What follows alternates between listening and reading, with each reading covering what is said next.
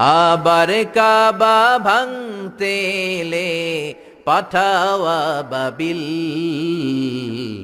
দাও খোদা দাও আমায় আবার উমার দরাজ দিল। সুবহানাল্লাহ বলেন। পৃথিবীর সবচেয়ে ছোট পাখি, সব পাখিগুলো সামনের দিকে উড়ে, এই পাখি সামনে উড়ে, এট দ্য সেম টাইম পেছনে উড়ে। যারা আল্লাহরে খুঁজে পায় না তাদেরকে বলবেন পাখির দিকে তাকাও। আওয়ালাম ইয়ারাউ ইলাত তায়রি ফাওকাহুম সাফাতিন ওয়া ইয়াকবিদ মা ইউমসিকুহুন্না ইল্লার রহমান ইন্নাহু বিকুল্লি শাইইন বাসীর। নাস্তিকগুলো কি আমার পাখিগুলোর দিকে তাকায় না? সুবহানাল্লাহ।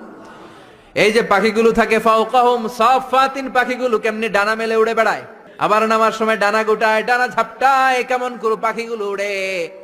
শূন্যের মধ্যে পাখিগুলো কেমন করে উড়ন্ত থাকে, এই পাখিগুলোরে শূন্যে ধরে রাখলো কে? কেউ ওদেরকে শিখায় নাই, শিখিয়েছে আল্লাহ।